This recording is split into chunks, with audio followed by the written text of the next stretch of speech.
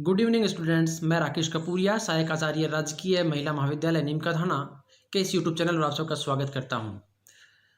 हम भारत का भूगोल पढ़ रहे हैं और भारत के भूगोल के क्रम में अब तक हमने भारत का इंट्रोडक्शन देखा, भारत की भूगोलविक संरचना देखी, भारत के प्रमुख भौतिक प्रदेश देखे। अब इस चैप्टर में हम बात करेंगे भारत के अपोहा तंत्र के बारे में कि अपोहा तंत्र होता क्या है, यह महत्वपूर्ण किस प्रकार से है, कितने प्रकार के अपोहा तंत्र होते हैं, भारत में किस किस प्रकार के अपोहा तंत्र हैं और उनकी क्या विशेषताएं हैं, नदियां कौन कौन सी हैं, कहाँ कहाँ से बह रही हैं और वो किस प्रकार से भारत के लिए महत्वपूर्ण है। इन सब चीज़ों के बारे में हम एक डिटेल डिस्कशन इस चैप्टर में करेंगे। तो आइए हम बात करते हैं अपोहा तंत्र की। सबसे पहले अपोहा तंत्र के बारे में हम बात करें तो कुछ शब्दावलियाँ हैं जो बहुत महत्वपूर्ण हैं और जो पूरे चैप्टर में आपको इन शब्दों से दो चार होना पड़ेगा, तो इसलिए आपको इनका अर्थ समझ लेना बहुत ज़रूरी है। अपोहा तंत्र क्या होता है? अपोहा तंत्र, इसका निर्माण मुख्य नदी, सहायक नदी, नदी वितरिका तथा नदी द्वारा निर्मित विभिन्न भू आकृतियों के द्वारा या भूदृश्यों के द्वारा होता है। एक अपोहा तंत्र जो बनता है वो मुख्य नदी के द्वारा बनता है, उसकी जो सहायक नदियां हैं उसके द्वारा बनता है, इसकी जो डिस्ट्रीब्यूटरी हैं, इसकी जो वितरिकाएं हैं उनके द्वारा बनता है, और यहाँ उद्गम से लेकर के मुहाने तक जो भू आकृतिक दृश्यों का निर्माण एक नदी करती है, उन सब को अपोहा तंत्र के अंतर्गत सम्मिलित किया जाता है। इसमें दो बहुत महत्वपूर्ण शब्द हैं, सहायक नदी और नदी वितरिका। सहायक नदियां वे नदियां होती हैं जो मुख्य नदी में आकर के मिलती हैं। सहायक नदियां वे नदियां होती हैं जो मुख्य नदी में आकर के मिलती हैं। जैसे इस प्रकार से ये मुख्य नदी है और ये एक नदी आकर के इसमें मिल रही है, तो इसको हम सहायक नदी कहेंगे। नदी वितरिका किसे कहेंगे? डिस्ट्रीब्यूटरी किसे कहेंगे? मुख्य नदी से अलग होने वाली नदी, मुख्य नदी से अलग होने वाली नदी को हम वितरिका कहेंगे। उदाहरण के तौर पर आप याद रख सकते हैं कि गंगा नदी मुख्य नदी है और यमुना इसकी सहायक नदी है। यमुना इसकी सहायक नदी है और गंगा मुख्य नदी है, और हुगली नदी, याद रखेंगे, हुगली नदी गंगा नदी की मुख्य वितरिका है, डिस्ट्रीब्यूटरी है। क्लियर है? तो दोनों शब्द आपको पता चल गए।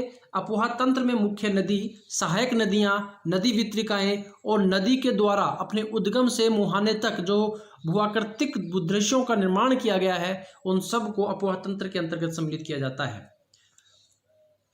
दूसरा शब्द है नदी द्रोणी। नदी द्रोणी को आप इस प्रकार से समझे कि एक पाइप से जल निकल रहा है, तो जो पाइप है, पूरा जो पाइप का जो एरिया है वो एक द्रोणी कहलाता है। तो नदी की द्रोणी क्या होगी? जिस क्षेत्र से नदी बह रही है, जिस क्षेत्र से नदी बह रही है उसे नदी द्रोणी कहते हैं, उसे नदी द्रोणी कहते हैं। एक शब्द है जल विभाजक, जो आपको बार बार पढ़ना है।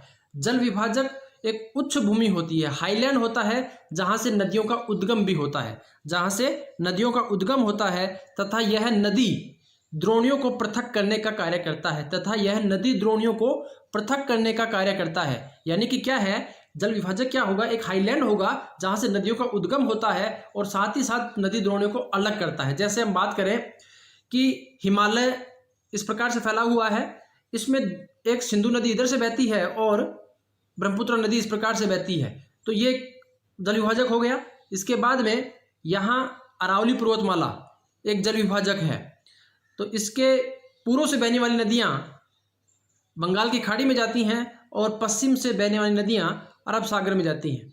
इसके अलावा विंध्याचल पर्वत, विंध्याचल पर्वत के उत्तर में बहने वाली नदियाँ गंगा नदी तंत्र का हिस्सा है और दक्षिण में बहने वाली नदियाँ प्रायद्वीपीय नदी तंत्र का हिस्सा है। तो ये भारत का एक ग्रेट वाटर डिवाइडिंग रेंज है, हिमालय से लेकर के, और यहाँ नीचे पश्चिमी घाट पर्वत, पश्चिमी घाट पर्वत से जो पूर्व की ओर नदियाँ बहती हैं वो बंगाल की खाड़ी में गिरती हैं, पश्चिम से बहने वाली नदियाँ अरब सागर में गिरती हैं। तो इस प्रकार से कुल मिलाकर के यदि हम भारत के जल विभाजक को देखें तो हिमालय, हिमालय से गंगा नदी, गंगा नदी के बाद हिमालय, हिमालय के बाद में अरावली, अरावली पर्वत श्रृंखला, अरावली के बाद में फिर सतपुड़ा और विंध्याचल, सतपुड़ा और विंध्याचल के बाद में फिर पश्चिमी घाट।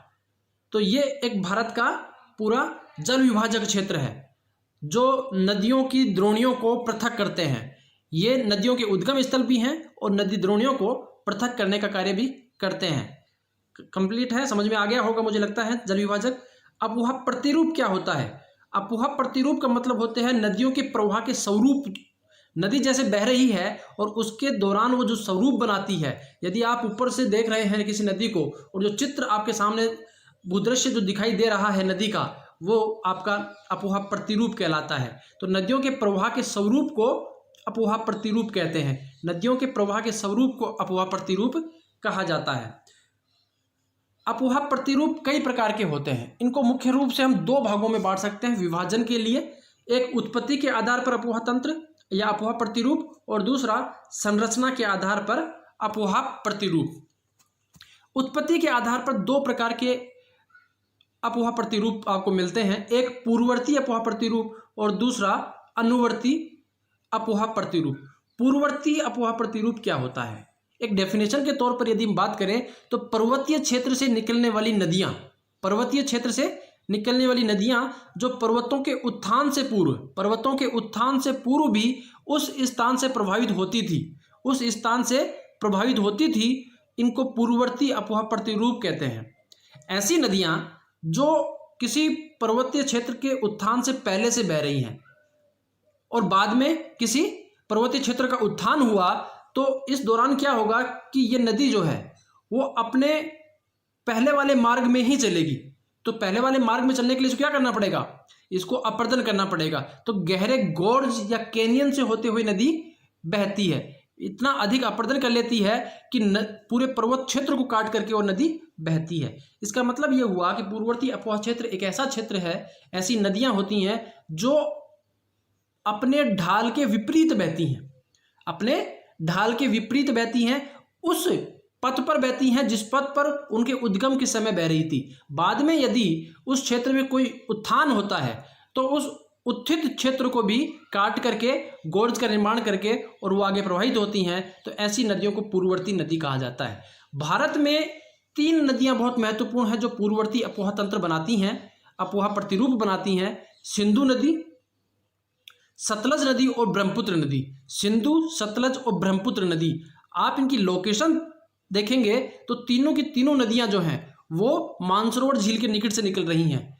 ठीक है, तो ये हिमालय के उत्थान से पहले से वहां से निकल रही थी। बाद में हिमालय का उत्थान हुआ तो हिमालय की चोटियों को काट करके गहरे गोर्ज का निर्माण करके और ये नदियां बहते हुए मैदानी क्षेत्रों में प्रवेश कर रही हैं। तो ऐसी नदियां जो अपने ढाल के विपरीत बहती हैं, ऐसी नदियों को पूर्ववर्ती नदी कहा जाता है। 3 नदियों के आप नाम याद रखेंगे, सिंधु, सतलज और ब्रह्मपुत्र नदी। अनुवर्ती अपोहा प्रतिरूप किसे कहेंगे? ऐसा नदी प्रतिरूप जो ढाल के अनुरूप बह रही है। नदियां जब ढाल के अनुरूप बहती हैं, जिधर ढाल होगा उसी साइड में नदियां बहेंगी। यहाँ ढाल इधर है तो इस प्रकार से नदियां बह रही हैं, यहाँ ढाल इधर है तो नदियां अपने ढाल के अनुसार बह रही हैं। ढाल का अनुसरण कर रही नदियां होती हैं, तो जो प्रतिरूप बनेगा वो अनुवर्ती प्रकार का अपोहा प्रतिरूप बनेगा। पूर्ववर्ती अपोहा प्रतिरूप केवल आपको हिमालयी क्षेत्र में देखने को मिलता है। पूर्ववर्ती अपोहा प्रतिरूप याद रखेंगे इस चीज को, बहुत इंपॉर्टेंट टॉपिक है कि पूर्ववर्ती अपोहा प्रतिरूप जो है केवल हिमालयी क्षेत्र में मिलता है। अनुवर्ती अपोहा प्रतिरूप आपको सब जगह मिलेगा कि जहां भी नदी ढाल के अनुसार बह रही है, अधिकांशतः नदियां ढाल के अनुसार ही बहती हैं, इसलिए उनको हम अनुवर्ती अपोहा प्रतिरूप कहते हैं। फिर आता है समानांतर अपोहा प्रतिरूप। समानांतर अपोहा प्रतिरूप, जब नदियां तीव्र ढाल से प्रभावित होते हुए एक दूसरे के समानांतर बहती हैं तो इसको समानांतर अपोहा प्रतिरूप कहते हैं। ये कोई चोटी है और यहां से कोई नदी इस प्रकार से बह रही है तो इसको हम क्या कहेंगे?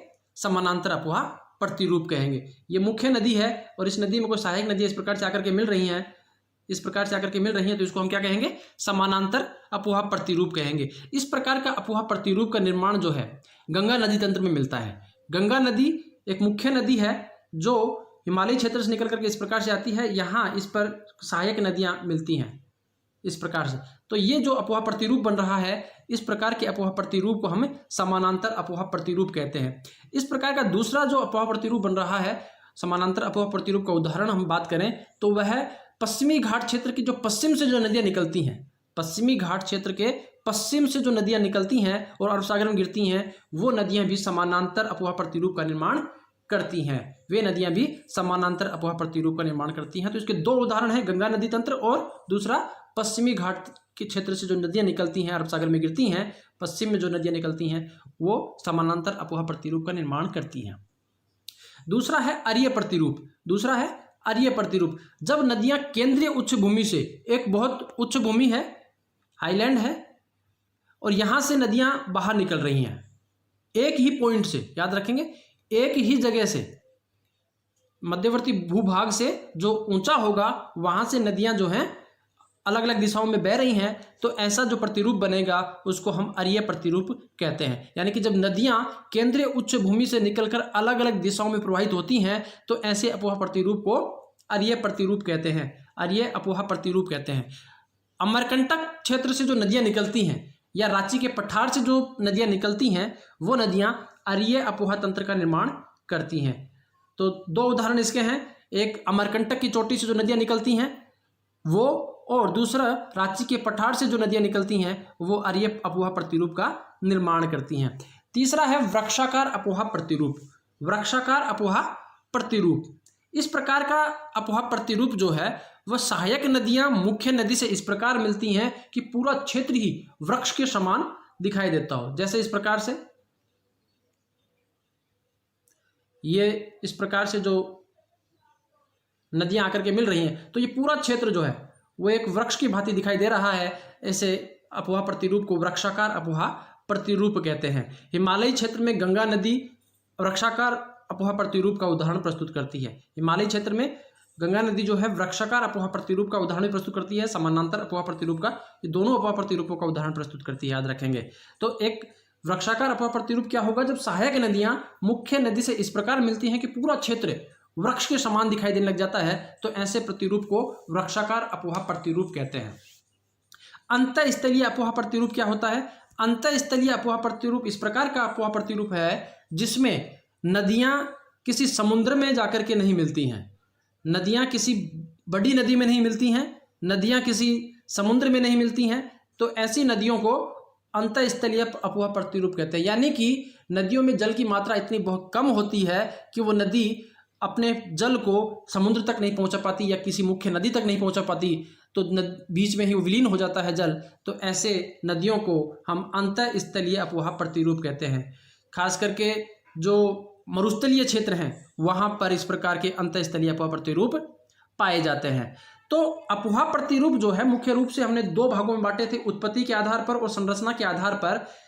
पूर्ववर्ती अपोहा प्रतिरूप जो ढाल के विपरीत बहता है, अनुवर्ती अपोहा प्रतिरूप जो ढाल के अनुसार बहता है। एक जो शॉर्ट में हम बात कर सकते हैं कि पूर्ववर्ती अपोहा प्रतिरूप क्या होगा, जो ढाल के विपरीत बहता है, ढाल के विपरीत बहता है, विभाग उत्थान से किसी भूभाग के उत्थान से पूर्व वो वहां से बह रहा था और बाद में उसको काट करके उसी दिशा में बह रहा है, तो ऐसे अपोहा प्रतिरूप को पूर्ववर्ती अपोहा प्रतिरूप कहते हैं। अनुवर्ती जो ढाल के अनुसार बहता है। समानांतर यानी कि मुख्य नदी में के समानांतर, जो सहायक नदियां होती हैं मुख्य नदी की, वो एक दूसरे के समानांतर आकर के मिलती हैं। अरीय अपोहा प्रतिरूप यानी कि किसी उच्च भूभाग से, एक केंद्र से नदियां अलग अलग दिशाओं में जाकर के बह रही हैं। वृक्षाकार अपोहा प्रतिरूप की सहायक नदी इस प्रकार से मिलती हैं कि पूरा भूभाग ही जो है वह वृक्ष के भांति दिखाई देता है। और अंतःस्थलीय यानी कि ऐसी नदियां जिनका जल महासागर में या किसी बड़ी नदी में ना मिलकर के भूमि में विलीन हो जाता है, तो उसको अंतःस्थलीय अपोहा प्रतिरूप कहा जाता है। अपोहा प्रतिरूप को समझने के बाद में अब हम बात करते हैं भारतीय अपोहा तंत्र के बारे में। भारतीय अपोहा तंत्र किस प्रकार का है? भारतीय अपोहा तंत्र को मुख्य रूप से दो भागों में विभाजित किया जा सकता है, एक हिमालयी अपोहा तंत्र और दूसरा प्रायद्वीपीय अपोहा तंत्र। हिमालयी अपोहा तंत्र को तीन भागों में बांटा, सिंधु अपोहा तंत्र, गंगा और ब्रह्मपुत्र अपोहा तंत्र। यानी कि हिमालयी क्षेत्र से जो नदियां निकलती हैं उस क्षेत्र को कहा जाता है हिमालयी अपोहा तंत्र, और प्रायद्वीपीय क्षेत्र से जो नदियां निकलती हैं उसको कहते हैं प्रायद्वीपीय अपोहा तंत्र। हिमालयी अपोहा तंत्र को तीन भागों में बांटा, एक सिंधु अपोहा तंत्र, दूसरा गंगा अपोहा तंत्र और तीसरा ब्रह्मपुत्र अपोहा तंत्र। इसमें सिंधु, गंगा और ब्रह्मपुत्र तीनों की सहायक नदियां भी सम्मिलित होती हैं। दूसरा प्रायद्वीपीय अपोहा तंत्र, अरब सागर में गिरने वाली नदियां, और दूसरा बंगाल की खाड़ी में गिरने वाली नदियां। तो ये भारत का अपोहा तंत्र है जिसका विभाजन हमने दो मोटे तौर पर दो भागों में कर दिया कि एक हिमालयी अपोहा तंत्र हो गया कि जहां यह जो नदियां हिमालयी क्षेत्र से निकल करके और मैदानी क्षेत्रों में आकर के अरब सागर या बंगाल की खाड़ी में गिरती हैं उसको हमने हिमालयी अपोहा तंत्र कहा। इसको तीन भागों में बांटा, सिंधु, गंगा और ब्रह्मपुत्र अपोहा तंत्र। इसी प्रकार प्रायद्वीपीय अपोहा तंत्र का एक भाग जहां नदियां अरब सागर में गिरती हैं और दूसरा बंगाल की खाड़ी में गिरने वाली नदियां। सबसे पहले हम बात करते हैं हिमालयी अपोहा तंत्र की। हिमालयी अपोहा तंत्र को अध्ययन की दृष्टि से 3 भागों में बांटा। एक सिंधु नदी तंत्र, इसमें सिंधु नदी और उसकी जो सहायक नदियां हैं उन सभी को सम्मिलित किया जाता है। दूसरा गंगा नदी तंत्र और तीसरा ब्रह्मपुत्र नदी तंत्र। तो हिमालयी अपोहा तंत्र को 3 भागों में विभाजित कर दिया हमने, सिंधु, गंगा और ब्रह्मपुत्र। इसी क्रम में हम इसको आगे पढ़ेंगे। हिमालयी अपोहा तंत्र 3 नदियां ऐसी हैं इस तंत्र में, इस हिमालयी नदी तंत्र में, जो हिमालय के निर्माण से पहले बह रही थी। यानी कि ऐसी नदियां थी जो पूर्ववर्ती नदियां कहलाती हैं। पूर्ववर्ती नदियां हैं वो 3 नदियां कौन कौन सी? सिंधु, सतलज और ब्रह्मपुत्र नदियां। ये तीनों नदियां मानसरोवर झील के निकट से निकलती थी और टेथी सागर में जाकर के गिरती थी। मानसरोवर झील के निकट से निकल करके टेथी सागर में जाकर के गिरती थी। पिलग्रिम महोदय, पास्को महोदय, ये कुछ ऐसे भूगर्भिक वेता थे जिन्होंने बाद में अध्ययन के बाद में बताया कि जो तीनों नदियां थी, सिंधु, सतलज और ब्रह्मपुत्र, ये मानसरोवर झील के निकट निकल करके और पूर्व में बहते हुए दक्षिण में बहकर असम में भारत में प्रवेश करती थी और फिर हिमालय के पर्वतपदीय क्षेत्रों में बहते हुए जो पंजाब में मायूसीन युगीन सागर था, मायूसीन काल में यहाँ पर इस पंजाब वाले पूरे क्षेत्र में, पंजाब राजस्थान वाले पूरे क्षेत्र में सागरीय क्षेत्र था जहाँ पर आकर के अपना जल छोड़ती थी। तो इस प्रकार से ये तीनों नदियाँ एक ही नदी के रूप में, जिसको हमें इंडो ब्रह्मा नदी के नाम से जानते हैं, पास्को ने इसके इंडो ब्रह्मा नदी कहा, पिलग्रिम महोदय ने इसको शिवालिक नदी कहा। और ये नदी शिवालिक या इंडो ब्रह्मा नदी जो है वो असम में भारत प्रवेश करती है और हिमालय के पर्वतपदीय क्षेत्रों से बहते हुए यहाँ आकर के पंजाब, हरियाणा और राजस्थान वाला जो क्षेत्र था, यहाँ पर मायूसीन काल में सागरीय क्षेत्र था, तो यहाँ पर आकर के अपना जल छोड़ती थी। यहाँ पर एक पोटवार बेसिन है, पोटवार का पठारी क्षेत्र है वर्तमान में, उस समय नहीं था, उस समय सागर था। तो यहाँ पर एक विवर्तन की घटना घटित होती है और उस विवर्तनी की घटना के परिणाम स्वरूप ये क्षेत्र ऊपर उठता है। ये पोटवार बेसिन वाला क्षेत्र ऊपर उठता है। ऊपर उठने के परिणाम स्वरूप जो ब्रह्मपुत्र नदी है वो पूर्व की ओर पहले की भांति बह रही है और जो सिंधु नदी है वह पश्चिम की ओर हो जाती है। तो 2 नदी तंत्र यहाँ पर विकसित होते हैं विवर्तनी की घटनाओं के परिणाम स्वरूप। तो गंगा, ब्रह्मपुत्र और सिंधु नदी जो है वो इस विवर्तनी की घटना के परिणाम स्वरूप, पोटवार बेसिन के उत्थान के परिणाम स्वरूप 2 भागों में बढ़ जाती हैं, जो एक ब्रह्मपुत्र नदी तंत्र कहलाता है और दूसरा सिंधु नदी तंत्र। सतलुज नदी इसी सिंधु नदी की सहायक नदी है। जहां आज हिमालय का विस्तार है वहां पहले टेथी सागर हुआ करता था। हिमालय के निर्माण के समय ना तो इन नदियों ने अपना रास्ता बदला और ना ही दिशा, यानी कि पहले से जिस दिशा में बह रही थी ये नदियां उसी दिशा में आज भी बह रही हैं। तो पूर्ववर्ती नदियां हैं। परिणाम स्वरूप तीनों नदियों ने वृहद हिमालय में गहरी गोर्ज, कैनियन तथा वी आकार की घाटियों का निर्माण किया है। गहरी गोर्ज, कैनियन तथा वी आकार की घाटियों का निर्माण किया है। नदी जब अपनी युवा अवस्था में होती है, यानी कि एक उच्च क्षेत्र से जब नदी निकलती है तो उसकी अपर्दन करने की क्षमता बहुत अधिक होती है। अपर्दन करने की क्षमता बहुत अधिक होती है तो वो अपनी घाटी को गहरा करती है, तो इस प्रकार की जो आकृतियां बनती हैं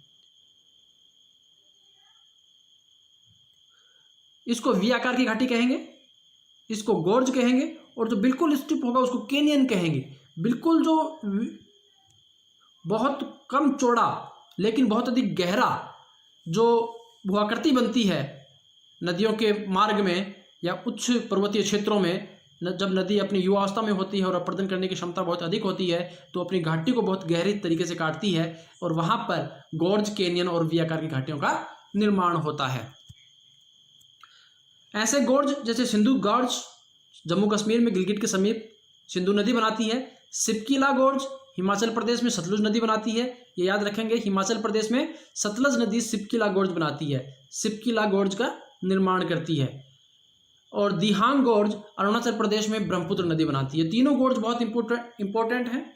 जो नदियाँ, जो पूर्ववर्ती नदियाँ हैं भारत की, सिंधु, ब्रह्मपुत्र और सतलज नदी, वो अपने प्रवाह क्षेत्र में, अपोहा क्षेत्र में इस प्रकार के गोर्ज का निर्माण करती हैं। तो सिंधु गोर्ज जम्मू कश्मीर में है गिलगिट के समीप, सिपकीला गोर्ज हिमाचल प्रदेश में है सतलज नदी पर, और दिहांग गोर्ज अरुणाचल प्रदेश में ब्रह्मपुत्र नदी पर है। तीनों गोर्ज आप याद रखेंगे। इसके बाद अगले लेक्चर में हम सिंधु नदी तंत्र के बारे में पढ़ेंगे। धन्यवाद आप सबका।